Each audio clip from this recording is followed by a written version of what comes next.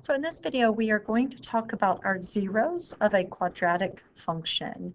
And zeros refer to intercepts, our x-intercepts in particular, and another word that we use is roots. So we kind of use these three things interchangeably. We'll talk about what's a zero versus what's an x-intercept versus what's a root, but really they're all referring to the points on the graph that cross the x-axis. Okay, so we're going to have three cases. Our first case is if we have a parabola where we have two zeros.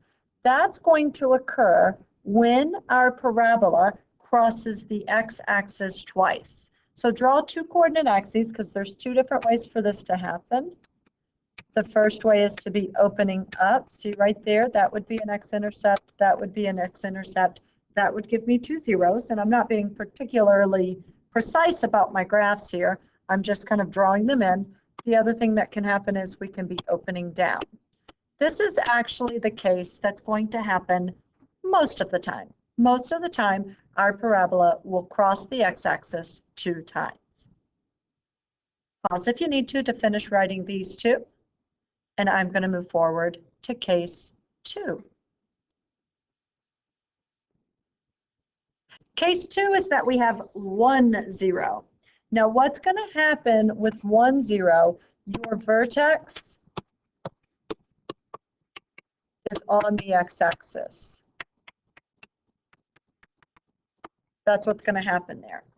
So I can either have my vertex on the x-axis and opening up, or I can have my vertex on the x-axis and opening down.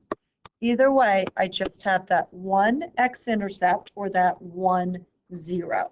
Again, referring to kind of the same point with 2 or 3 different words. Pause if you need to. I'm going to go to case 3, which is our final case. Case 3 is no zeros. So no zeros is going to be when my parabola does not intersect my x-axis at all. So I can either be above the x-axis and opening up. See, I don't cross the x-axis there. Or I can be below the x-axis and opening down. So that is the two different ways that I could have no zeros. So 3 cases, 2 zeros, 2 x-intercepts, 1, 0, vertex is on the x-axis, 1 x-intercept. Or case 3, no zeros, my parabola does not intersect my graph, my x-axis at all. And those are our 3 cases.